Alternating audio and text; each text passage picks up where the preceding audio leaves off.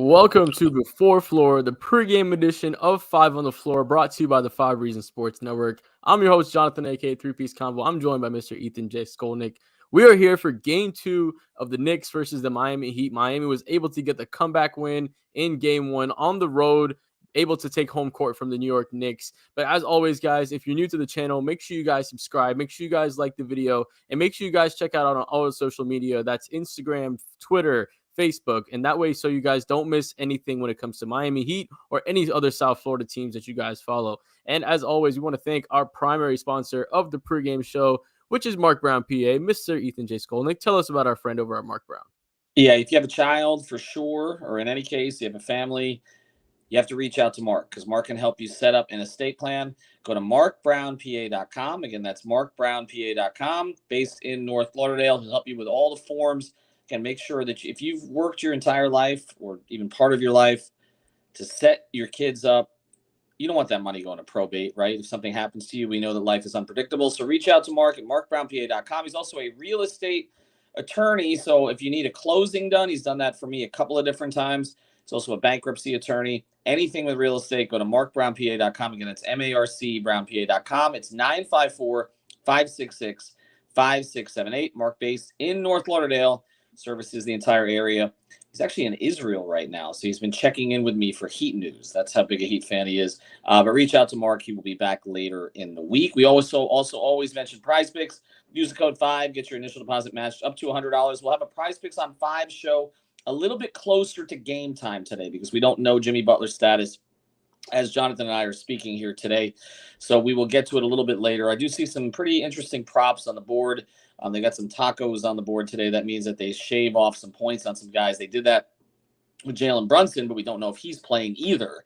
So we're going to hold off a little bit on some of those picks, but go to prizepicks.com, use that code 5, get the initial deposit matched up to $100. And Johnathan, really, that's the news of the day. I was at MSG today, and we didn't get to see Jimmy Butler by the time that we got in after shoot-around. He was gone. That's not that unusual because he and Kyle Lowry tend to avoid the media on the road. So they're gone by the time that we get in there. Now, Jared Greenberg, spent some time with him the past couple of days. He's the sideline reporter tonight for TNT. He did report afterwards that he had heard that Jimmy was on the court and looked good on the court. But we just don't know. I mean, at this point, the Heat could be trolling people. Jimmy could be trolling the Heat. Jimmy was out in New York City yesterday. I don't know how far away he went from the hotel, but he ended up in a bunch of stores shopping. He didn't look like he was particularly, I don't know. He was in a lot of discomfort. I didn't really see him in a lot of discomfort in the locker room on Sunday, and that's why I was somewhat surprised when there was a report that came out saying that his ankle was the size of a golf ball. I don't know. I didn't see that. He wasn't wrapped when he was in there, and he was moving around okay. Again, that's different from playing high-level basketball, but we just won't know until closer to time, and they're going to keep it close to the vest, as are the Knicks, with both Brunson and Randall. And also Mitchell Robinson is dealing with something right now, although we expect him to play. We've done episodes on this on 5 on the Floor. I guess, Jonathan, I'll start here with your view on this. If Jimmy Butler is 75%, do you play him tonight? Do you try to grab the second game? No, I don't take that risk with Jimmy Butler because all it takes is him fading away, him, going for an aggressive layup and, falling the wrong way on that ankle. When you have an injury like that, the flexibility of that joint isn't the same as it was before, right? Those tendons and ligaments around that joint are a lot more irritated. And if they take that little more impact, it might not be the same thing. So, like Robert Booth said in there, you don't want to think like you're playing with house money, but you got one on the road. You did your job. You're able to take care of it. We know that the next game is going to be on Saturday. That'll give him a lot more time to rest up that ankle and allow him to be more effective moving forward. If it was up to me, I would rest Jimmy tonight. I would play with what you have.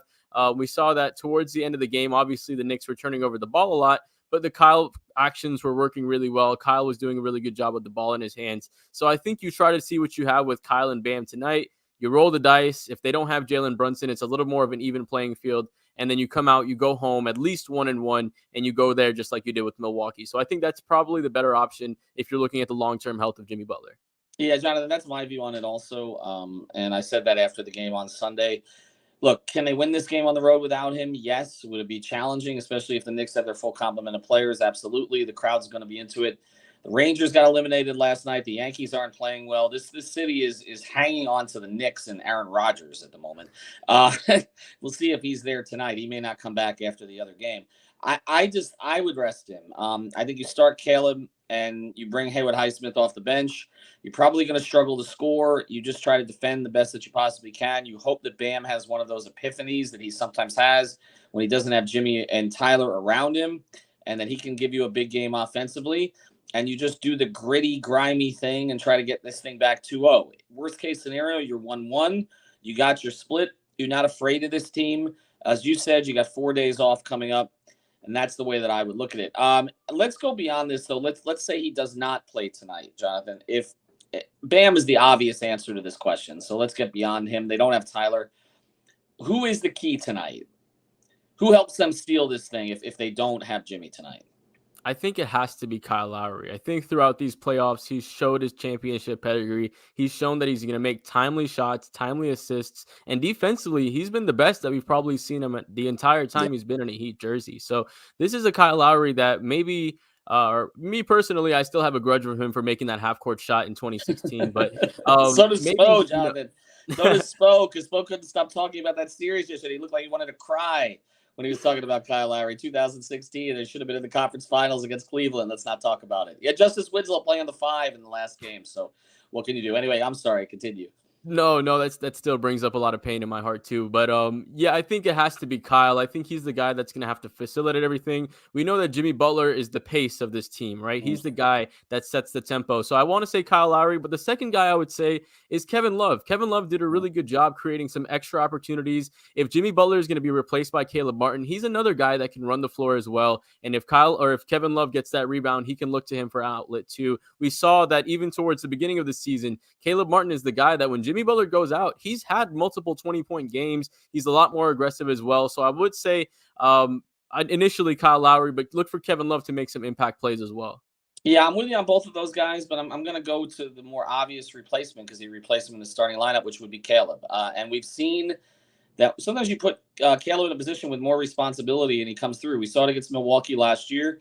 They can run some offense through him. Again, he's not going to back you down the way that Jimmy might and isolate these mismatches, but he can go at you a little bit athletically. I feel like if Jimmy doesn't play, you're going to see more zone. I think Eric switched up a lot of the matchups, played drop with his guards the other night, which is something that they were not looking for. So I do think there'll be more defensive kind of wrinkles that you would throw in without Jimmy. In some ways, it may affect them a little bit more defensively than offensively. I asked Bam today, I said, how do you deal with this? Like Eric throws some weird defensive scheme he's never used before. He says, we just basically have to prepare for anything. But I mean, they're kind of used to the mad scientist thing with Spo. And that would give him a chance tonight. This comes in from Guitar Playing Ken. I can't count on Lowry. We'll throw that back up again, and I'll try to get to it. It was a little quick. Do you expect Randall to play? Just got in. I do expect Randall to play. He tested it the other night or the other day. You're now 48 hours later, and you're down 1-0. So I would anticipate that he does play today. Yes, Jumbo Jimbo is correct. Scott Foster officiating night. Heat are 0-5 in the playoffs under his whistle. At least they're not the regular season because you only got one in the regular season. Yes, in the regular season. They haven't played enough games yet. Yes, 0-5. He is known as the extender, so that would mean that he would favor the Knicks tonight. I do expect that the Heat will get called for more than 12 fouls. They got called for only 12 fouls in the last game. That will probably happen. This comes in from Jordan. How about getting Jovic some minutes if Jimmy is out? I talked to Jovic today. He told me he put on 15 pounds of muscle since the start of the season. He looks like it. I don't think you'll see him get a ton of minutes. I think you'll see in the front court. I understand that Jovic gives you more playmaking, more offense, but I think that it's going to be more Zeller with Love, more of the guys that Spo trusts in this kind of situation. Game gets out of hand, yes, but I don't think they haven't thrown Jovic out there in so long because he was dealing with the back. I think to put him out there in New York in a game 2 of the playoffs is probably unlikely. All right, let's get to 2 before we go. And we got a lot more content coming up here on the channel as we go forward. PrizePicks on 5. I also did a report from earlier in the day from the arena. Let's just get to it. Jimmy plays reasonably effectively tonight. Let's just say, hypothetically, Johnathan, do they win? Yeah, if Jimmy's back and he's, 80-ish, 82%, I think Miami can get the win. I think this team has a disposition, and we've talked about the clutch games all season long and how it was clutch game after clutch game.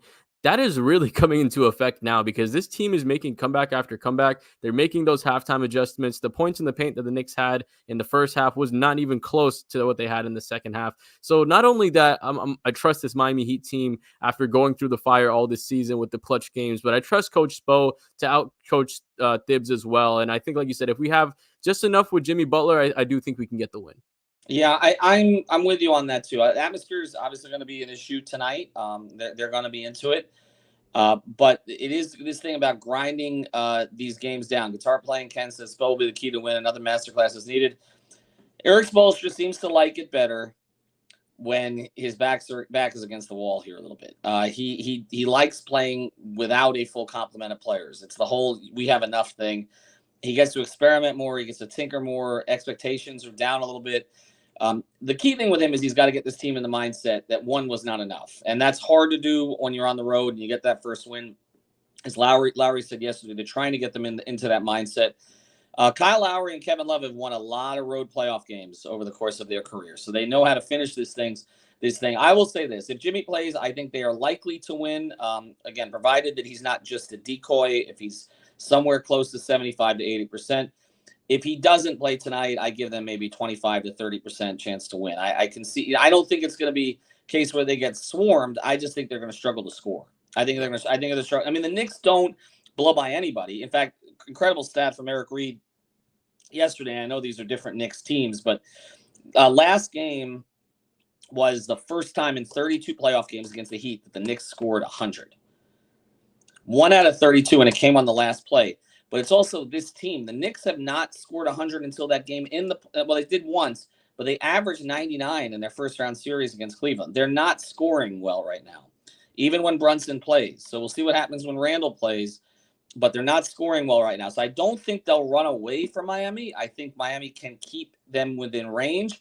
I just don't think without Jimmy, they'll have enough to close it. That would be the issue tonight. All right, check out our sponsors, markbrownpa.com. And, of course, PrizePicks, use that code 5. Join us at around 6:30 tonight. PrizePicks for all the Heat and Knicks players should be on the board. And David Eversole, David Friedman, and I will get you ready for that. Johnathan, thanks for hosting today. And we'll see you. I guess we'll see you back for Game 3.